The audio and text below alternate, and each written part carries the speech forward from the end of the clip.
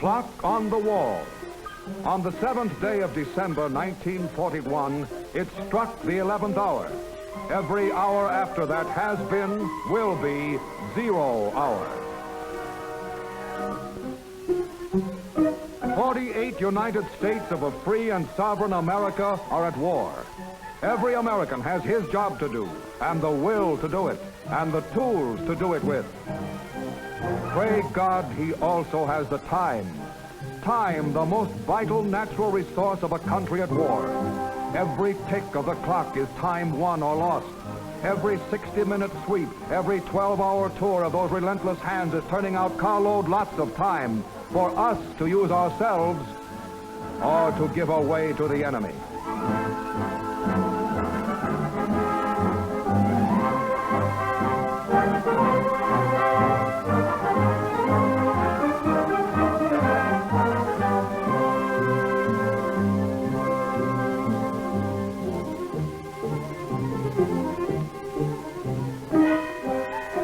All the scientific devices of chronology are machines manufacturing time. The tools that in our hands means victory. And our hands must be as relentless as the hands of our clocks. They cannot afford to be less.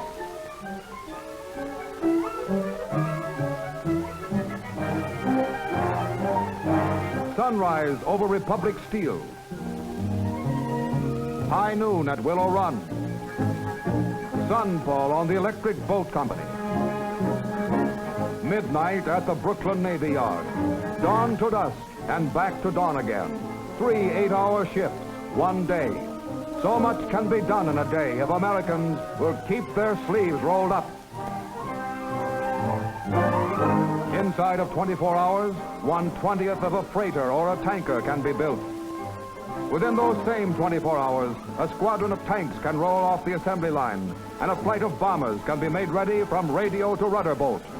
In 1 day, 1,000 acres of corn can become 30,000 bushels of food. In 1 day, 1 plant unit can turn out enough rifles to equip a battalion of infantry, the men who, in 1 day, might win a war or lose it. How? Well, let's visit upstate at a factory where they make 30 caliber rifle cartridges for the Army. Let's visit Jean, one of the girls who inspects these cartridges before they're shipped.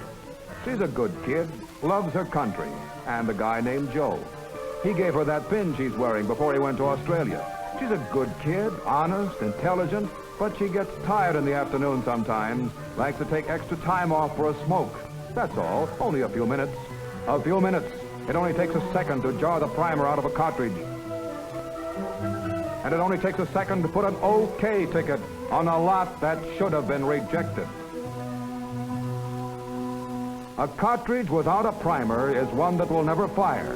It's about as useful in a rifle as a cigarette, or as the minutes that go up in its smoke. 1 bad cartridge, 1 chance in a million to get by undetected. 1 second in 60. 1 girl out of 100 who is an honest, patriotic, intelligent saboteur.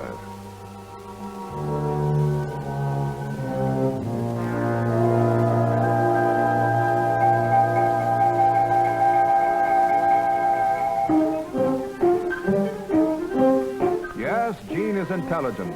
Intelligent enough to know that one of these bullets in good condition can travel 3 miles. But she doesn't know that a defective one can go halfway around the world.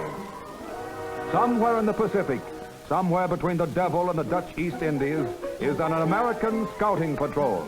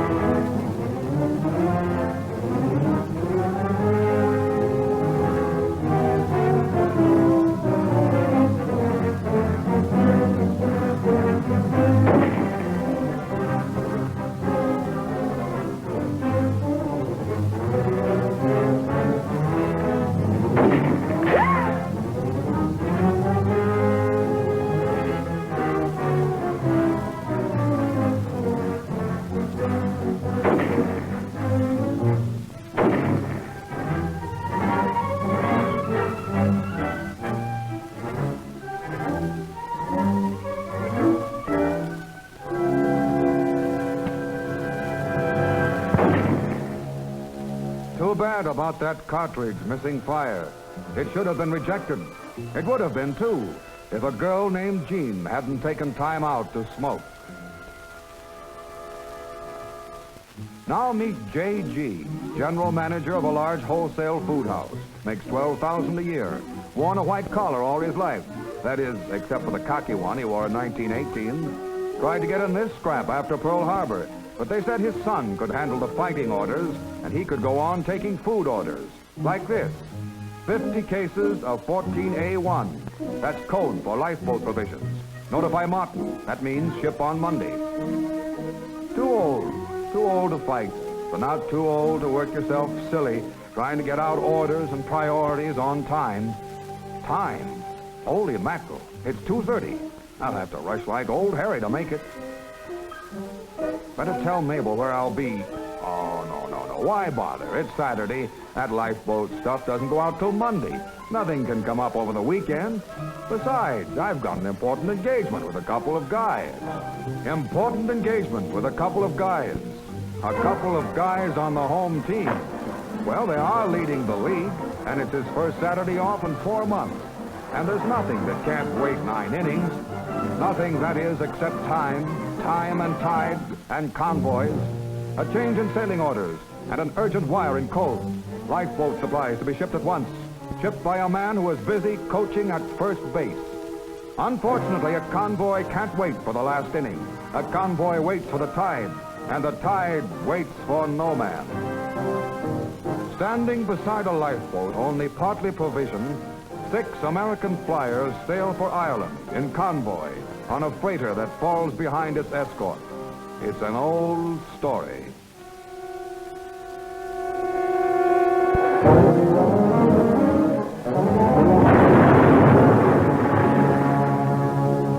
Six men sailed for Ireland. 2 of them got there. 1 of them out of his mind. The other one dead. 25 days in a boat provisioned for 10 days. The tide rolls in, J.G., and the clock ticks on. And neither one, in peace or war, will wait for 9 innings.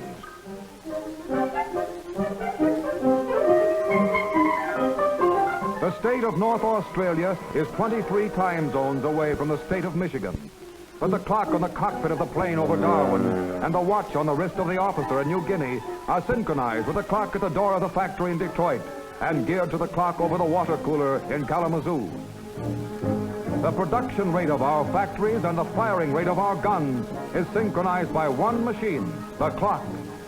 This is the machine that manufactures victory, turning out 32.5 million seconds each year. Each separate tick, a precious tool to use in building our future. And you, these are your tools, your hands, and they must be as relentless as the hands of your clocks. If we are to conquer, they cannot afford to be less. Still fight until our world and to win liberty for all. Let's keep the flame of freedom blazing whatever may befall. Till every burning moment until conquered is the foe. In every time we fight for time, so we must ever onward go.